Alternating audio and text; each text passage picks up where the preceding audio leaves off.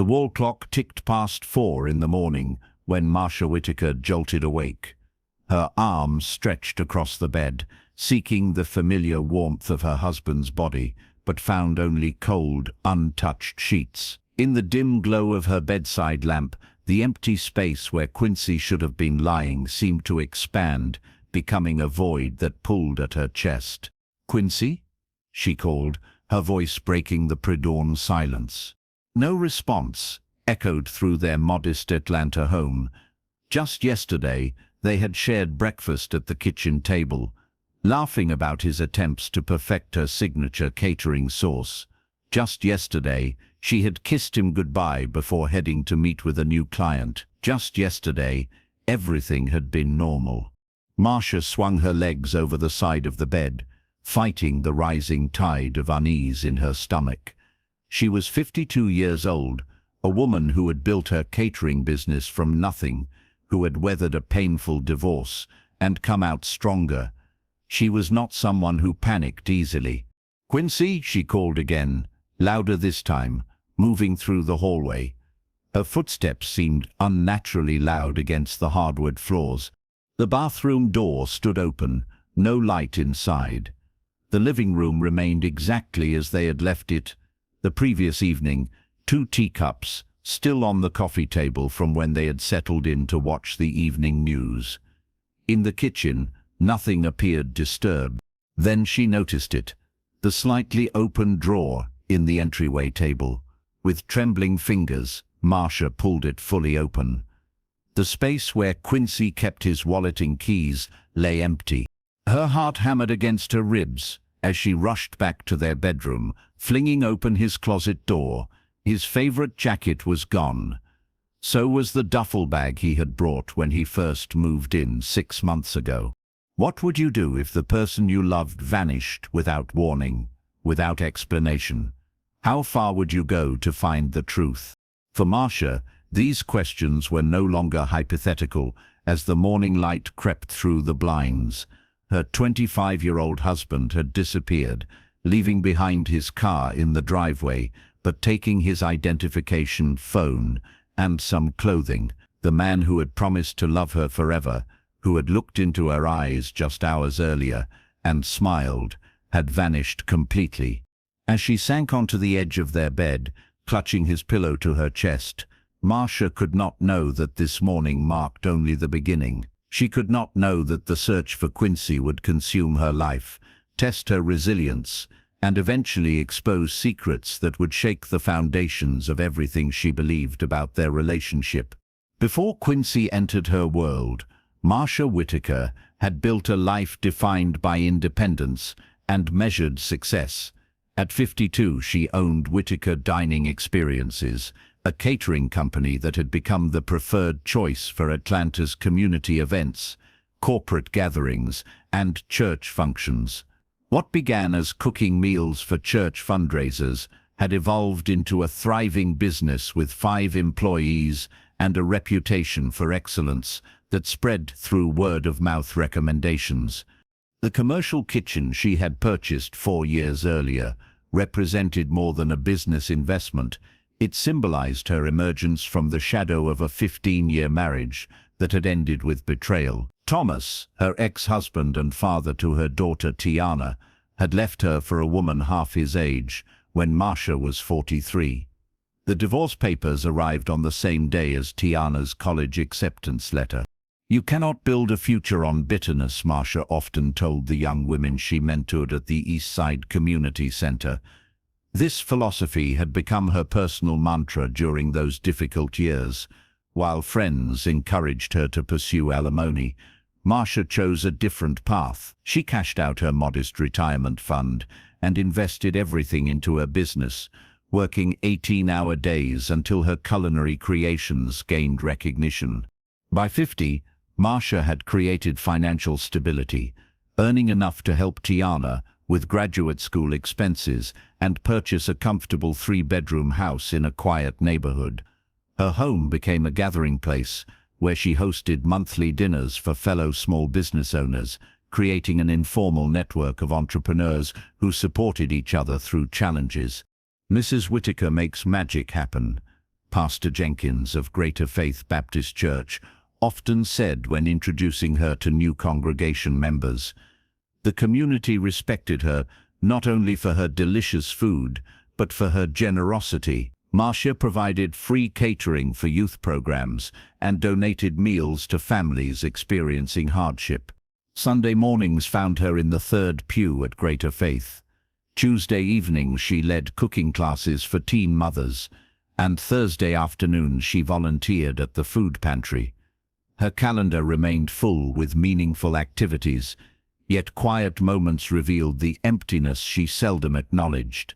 In her bathroom mirror, Marcia sometimes examined the fine lines around her eyes, the strands of grey she refused to color, the body that had carried and nourished life. She had dated occasionally, coffee meetings arranged by well-meaning friends that never progressed beyond polite conversation. Her last relationship ended 2 years before meeting Quincy, fizzling out after 6 months, when her partner suggested she work less and enjoy life more.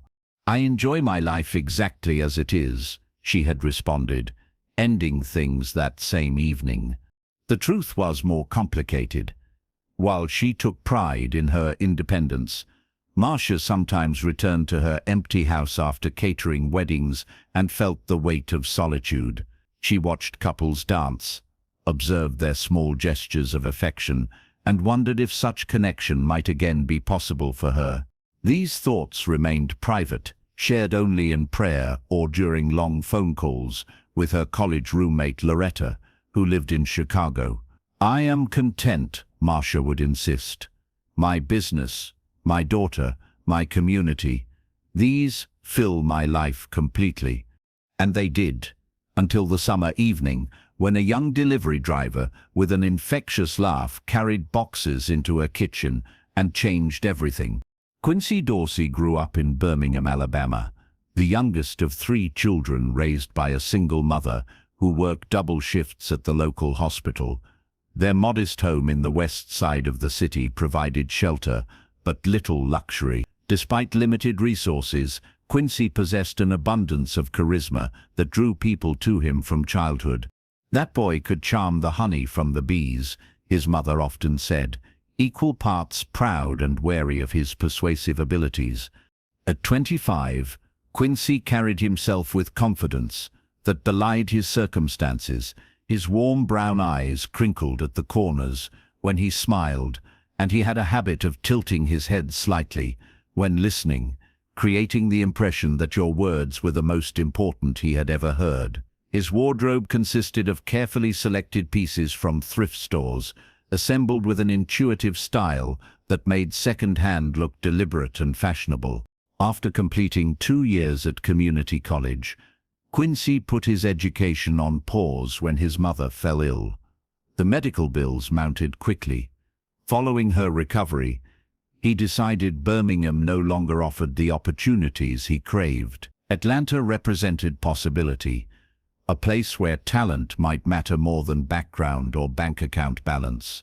He arrived with $800, a duffel bag of clothing, and contact information for his cousin, who promised temporary housing.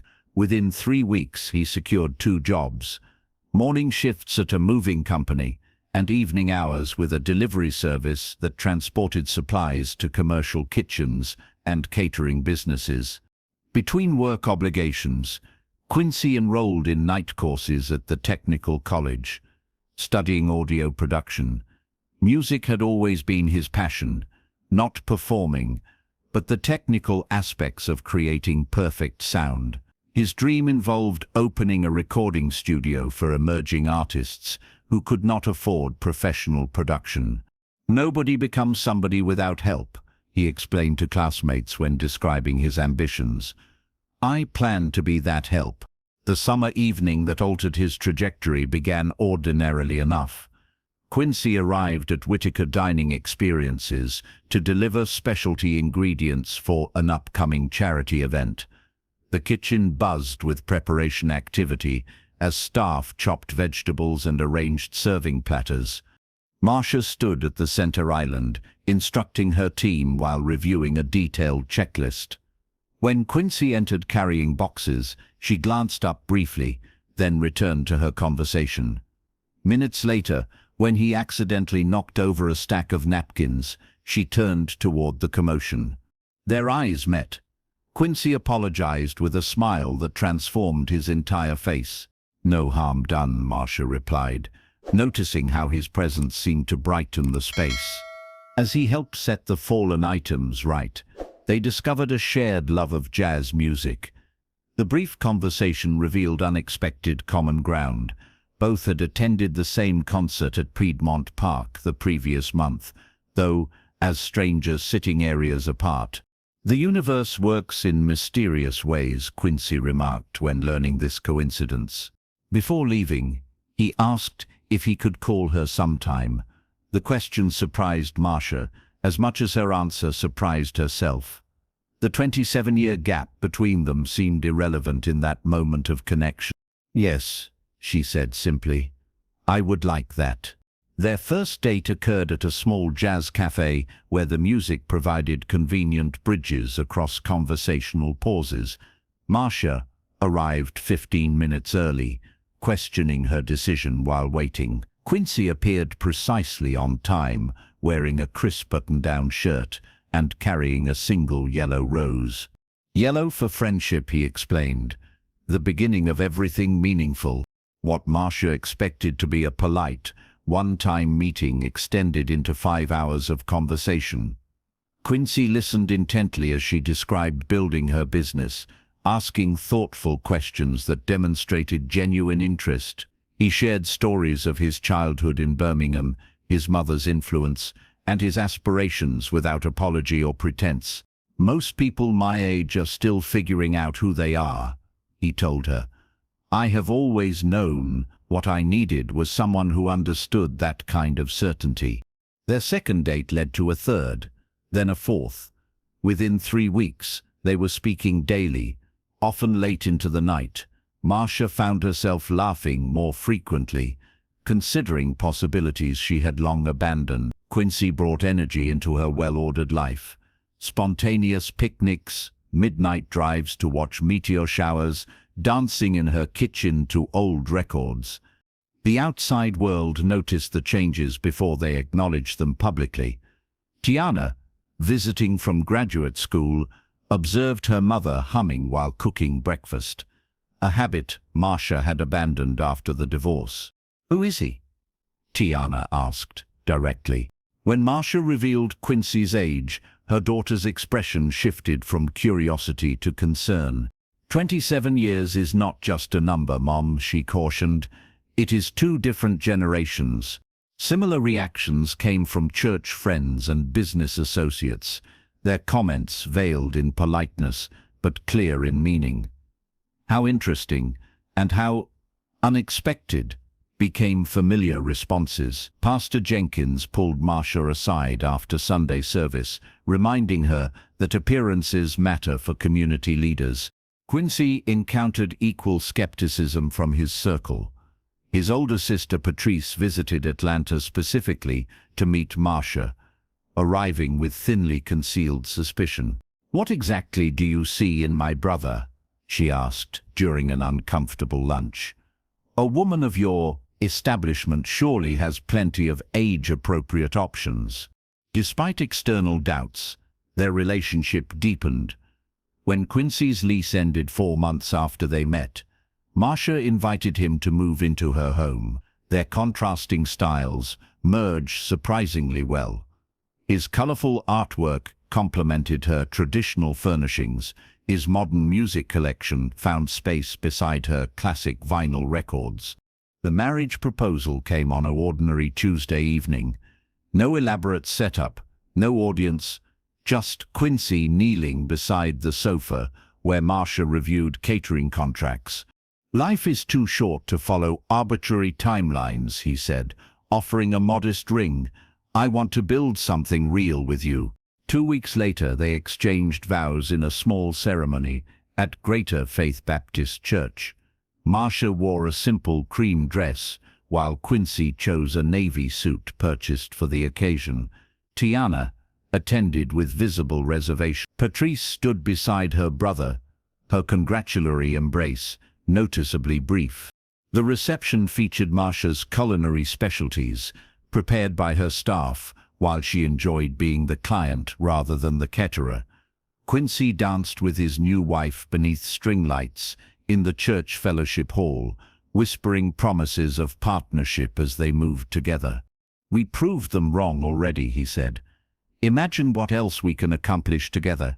During those early marriage months, they established routines that honored both their differences and similarities. Mornings began with coffee on the porch.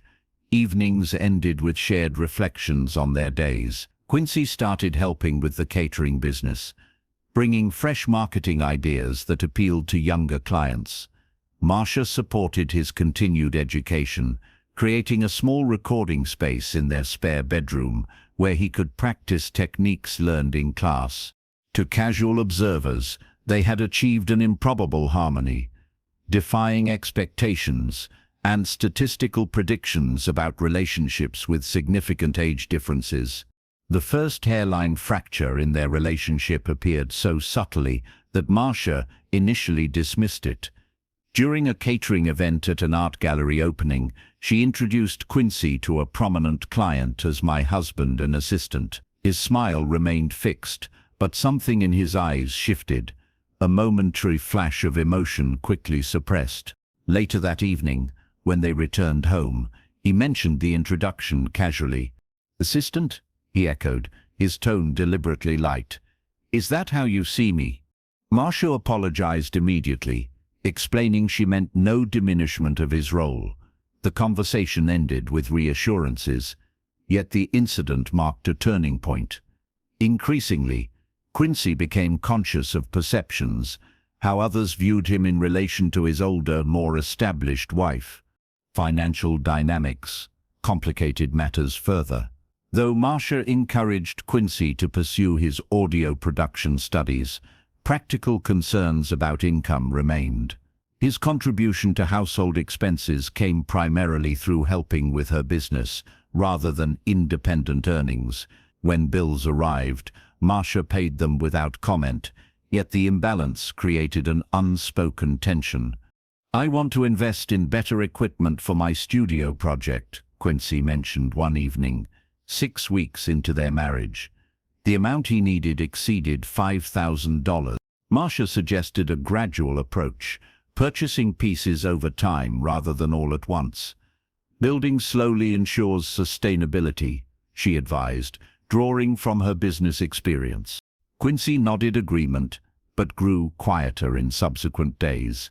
He began spending more evenings at the technical college, returning home with explanations about extra lab time that Marsha accepted without question. Their physical relationship changed as well. The passionate attentiveness that characterized their early romance gave way to brief encounters and increasingly common excuses about fatigue or early morning commitments. Marsha wondered privately if their age difference had finally asserted itself in ways they could not overcome. 4 months into their marriage, Quincy received a call during dinner that he took in another room. When he returned, his explanation about a classmate with questions seemed plausible enough, yet something in his averted gaze triggered Marsha's intuition. These private calls increased in frequency. Sometimes Marsha would wake at night to find Quincy speaking in hushed tones on the porch, conversations that ended abruptly when she appeared. When questioned, he described them as creative discussions with potential collaborators who worked unusual hours. His weekday routine began including unexplained absences, 2 hours between work and class, that he attributed to networking. Receipts for meals at restaurants Marsha had never visited appeared in his wallet. Once, she found a matchbook from a hotel bar downtown, which Quincy explained as belonging to a friend who asked him to hold it. "You monitor me like a child," he commented when she inquired about his whereabouts one Thursday afternoon. "I ask because I care," Marsha countered, "not because I doubt." But doubt had indeed taken root. During lunch with her friend Loretta, who visited from Chicago, Marcia confessed her concerns. He needs space to become his own person, Loretta observed. The age difference means you have established your identity while he is still forming his.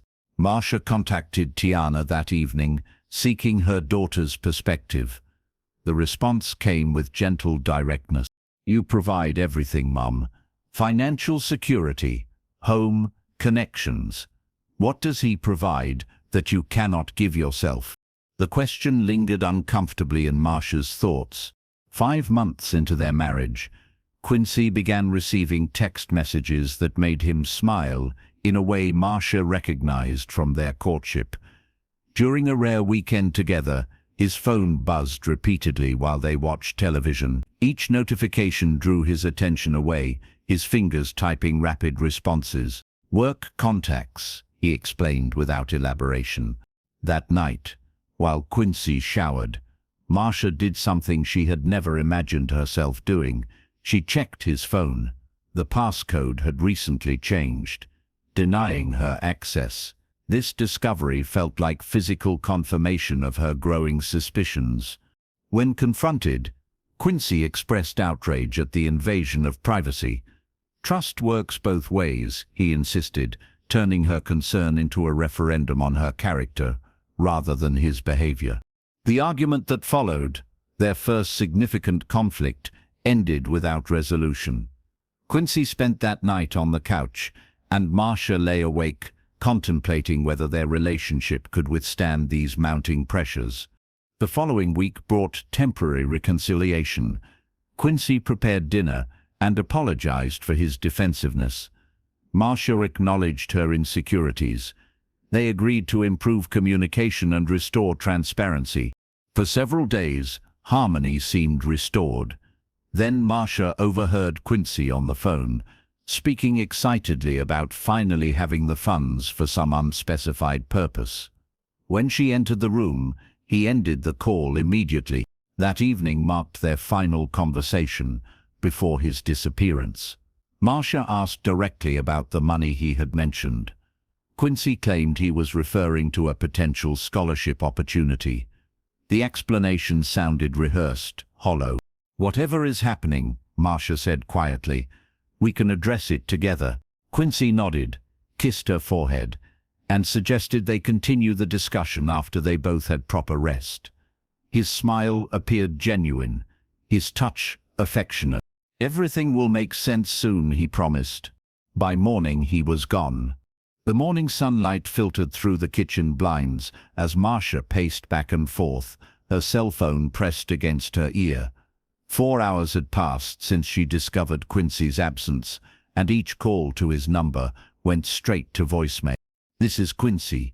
Leave a message, and I will call you back when I can. His cheerful recorded voice contrasted sharply with the silence of the house. Marcia hung up without leaving another message, her 6th attempt that morning. She checked the time, 9:37. Quincy should have been at his first delivery job by now. She dialed his workplace. He did not show up this morning, his supervisor confirmed. We assumed he was ill. Marcia thanked him and ended the call, her hands trembling slightly. She tried to rationalize the situation. Perhaps he needed time alone after their discussion. Maybe he had gone to visit a friend and fallen asleep. Reasonable explanations existed. Yet, as she moved through their home, examining spaces they shared, evidence mounted against these comforting theories. His toothbrush no longer stood beside hers. The dresser drawer where he kept important documents hung partially open, emptied of contents. The framed photo of their wedding day remained on the nightstand, but the expensive watch she had given him for his birthday, always kept in the bedside drawer, was gone. By afternoon, Marcia contacted Quincy's sister Patrice in Birmingham. The conversation proved brief and unsettling. He has not called me, Patrice said, her voice tight with concern. This is not like him, even when he is upset about something. Marcia then phoned 3 of Quincy's classmates from his audio production course. None had heard from him. His cousin in Atlanta reported the same. No contact, no messages. As evening approached, Marcia drove to places Quincy frequented: the coffee shop near his school, the music store where he tested equipment, the park where he sometimes read between work shifts. No one had seen him that day. Returning home, she noticed his car still parked in the driveway, a 10-year-old Honda Civic with peeling paint that he had driven from Birmingham. Opening the vehicle revealed nothing unusual: maintenance receipts in the glove compartment, spare change in the center console, a textbook on the back seat. Why would he leave without his car? The question lingered.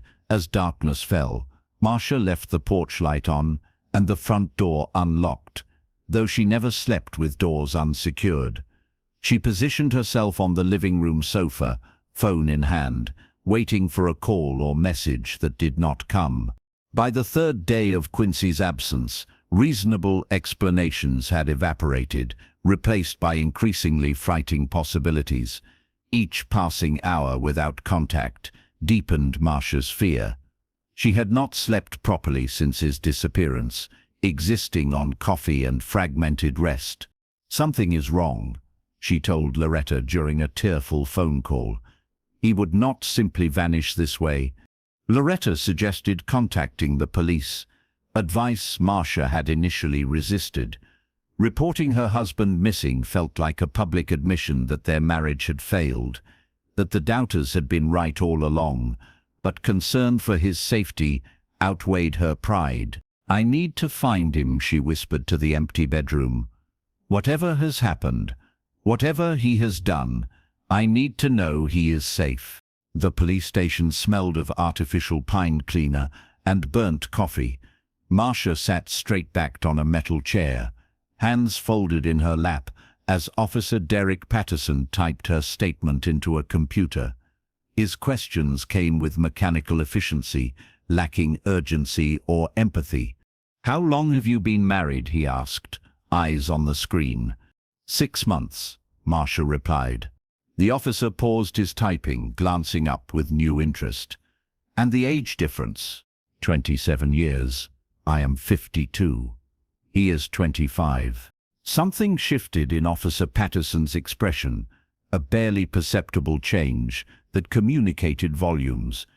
He continued with standard questions about Quincy's appearance, habits, and known associates. When Marcia mentioned their argument the night before his disappearance, the officer made a note that seemed more significant than others. "Did your husband have access to your financial accounts?" he asked. "We have a joint checking account," Marcia confirmed, "and he knows the password to my online banking." Officer Patterson nodded, as though this information confirmed an unspoken theory. "In most cases like this," he explained, "adults leave of their own accord, especially in unconventional relationships." "This is not about our age difference," Marcia insisted. "Something happened to him." The officer handed her a case number on a small card. "We will enter his information into the system. If any patrol officers encounter him, they will contact you." "That is all?" Marcia asked, disbelief coloring her voice. "Without evidence of foul play, we cannot allocate significant resources. He is an adult who appears to have left voluntarily." The dismissal felt both professional and personal, a judgment on their relationship packaged as protocol. As Marcia exited the station, she realized the system viewed Quincy's disappearance differently than she did. A young man leaving an older woman represented a statistic rather than an emergency. The following day brought another unsettling discovery. Visiting their bank, Marcia learned that $4,000 had been withdrawn from their joint account 3 days before Quincy vanished. The transaction occurred at an ATM across town, in an area Quincy rarely visited. When she reported this information to Officer Patterson, his response confirmed her fears about the investigation. "This supports our assessment," he noted. "The withdrawal suggests planning, not endangerment." Marcia pressed for more thorough investigation, mentioning Quincy's abandoned car and unanswered phone. The officer explained that limited department resources necessitated prioritizing cases with clear evidence of danger. Missing adults who take money before leaving rarely represent criminal situations, he concluded. Frustrated, Marcia began her own inquiries. She visited businesses near the ATM, where the withdrawal occurred, showing Quincy's photograph to employees. At a convenience store 2 blocks from the bank, a night clerk recognized him. "He was here about a week ago," the young woman confirmed. "I remember because he argued with another man in the parking lot. They were quite loud." "Did you hear what they were arguing about?" Marcia asked. "Money, I think. The older man kept saying something about paying what you owe and deadlines." This information failed to change the police department's approach when Marcia reported it. Officer Patterson added it to the file, but explained that financial disputes rarely led to involuntary disappearances. "We have dozens of missing persons cases with clear evidence of danger," he told her. "Without witnesses to abduction or signs of violence, we must focus resources elsewhere." The reality became painfully clear. The system designed to find missing persons operated with limitations that left cases like Quincy's in perpetual limbo.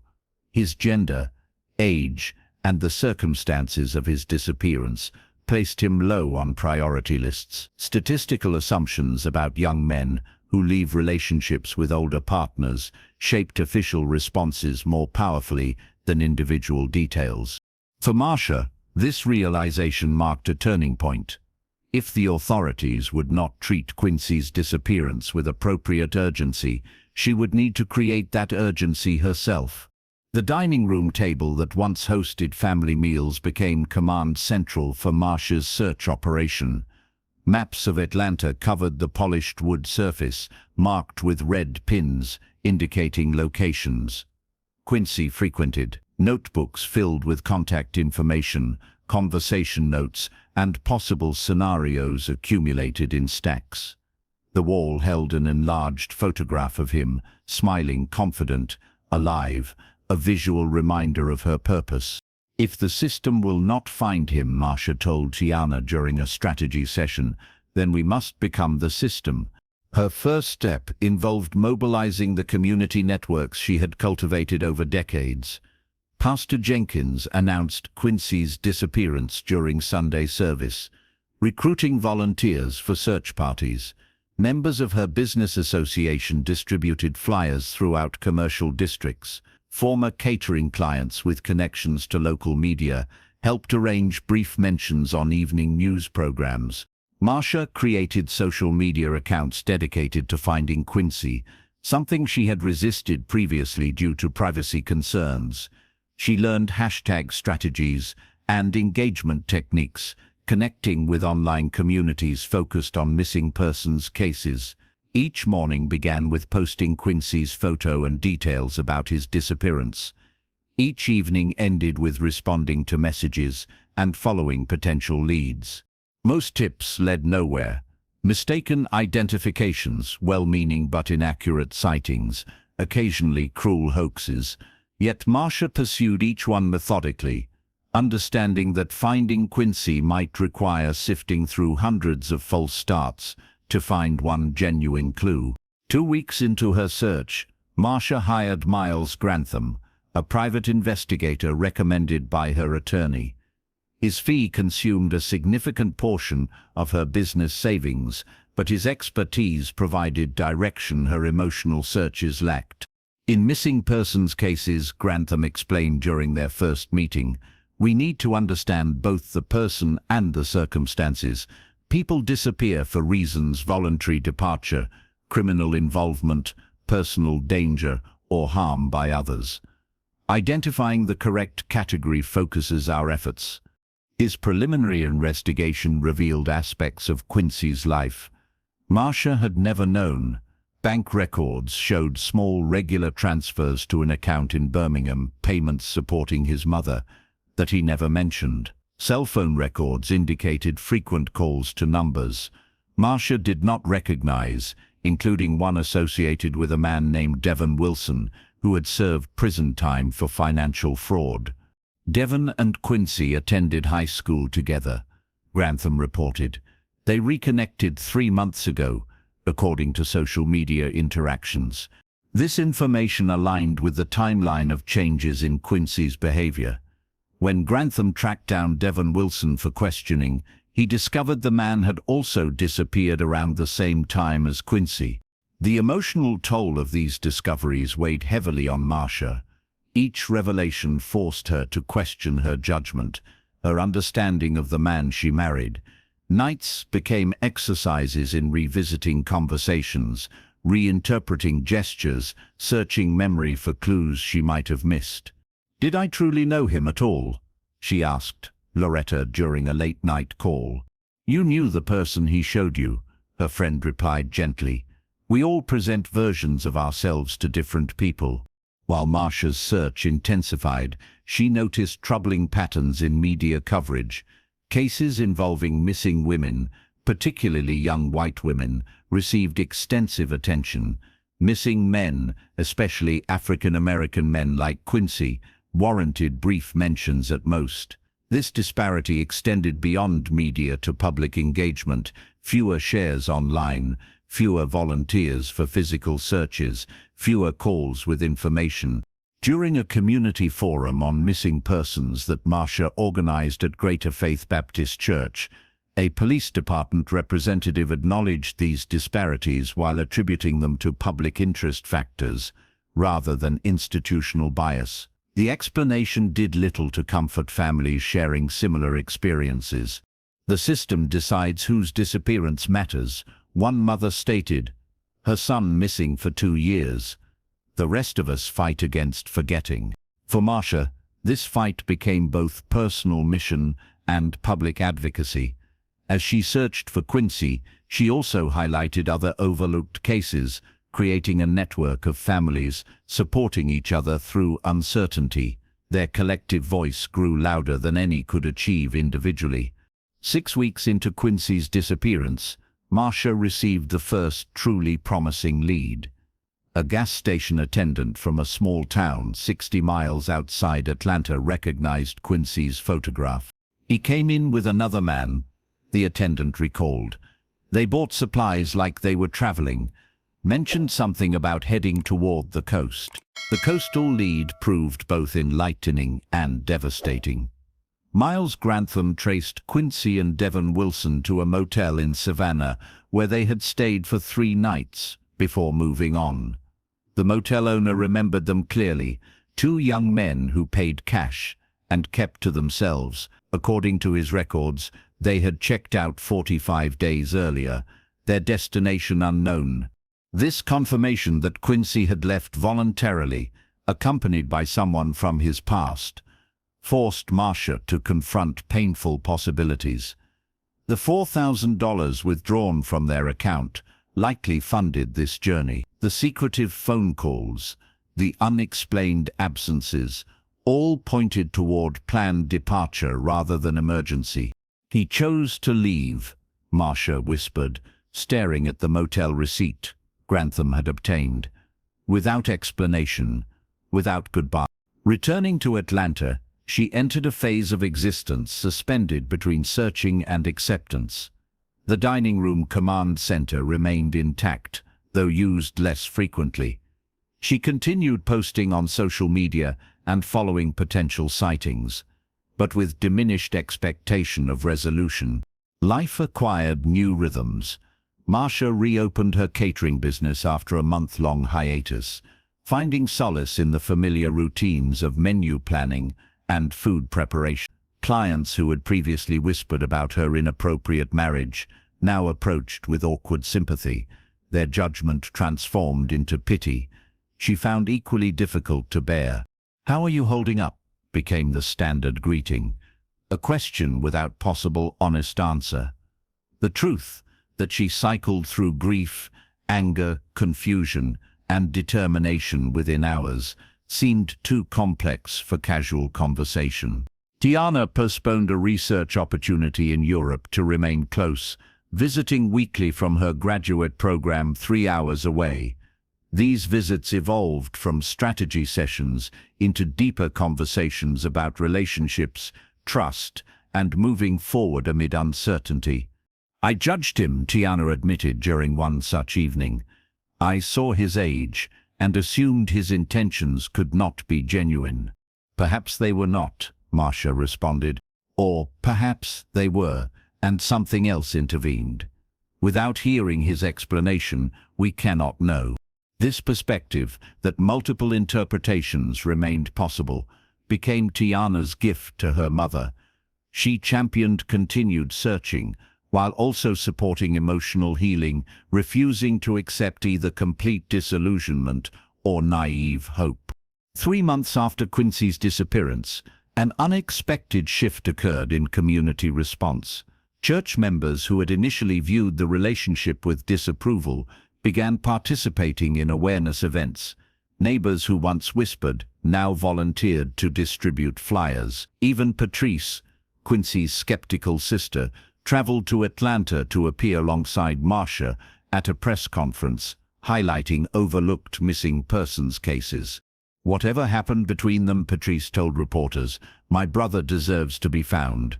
This public solidarity provided strength during official setbacks. 4 months into the investigation, Officer Patterson contacted Marcia to inform her that the police department had classified Quincy's case as inactive.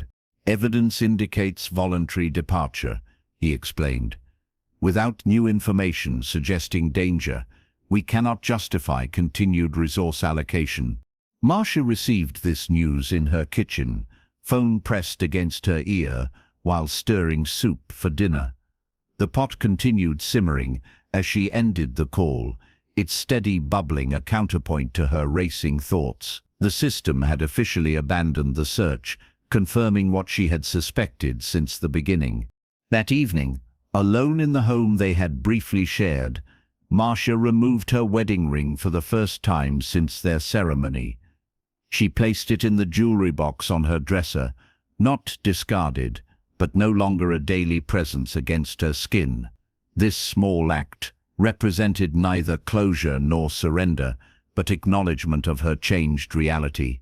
"I may never know what truly happened," she told Loretta the following day. "I must find a way to live with questions that may remain forever unanswered." Yet acceptance of uncertainty did not mean abandoning the search entirely. Marcia maintained the missing person's social media accounts, updated contact information, and remained receptive to new information. Miles Grantham continued periodic checks of databases and records, though now at reduced frequency. Life in limbo became its own form of existence, neither fully moving forward nor completely frozen in grief. Within this space, Marcia discovered resilience she had not known she possessed. 1 year after Quincy walked out of her life without explanation, Marcia stands in her kitchen preparing food for a different kind of gathering. Today, community members will assemble at Greater Faith Baptist Church for the launch of the Atlanta Missing Persons Network, an organization Marcia founded to support families navigating similar uncertainty. The past 12 months have transformed her in ways she never anticipated. The woman who once built her identity around independence, then briefly around an unexpected marriage, now defines herself partly through advocacy. Her personal search for answers expanded into a mission to improve systems that fail too many families.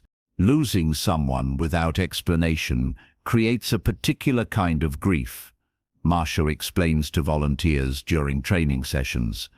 The mind constantly searches for closure that may never come. This understanding guides her approach with families who join the network.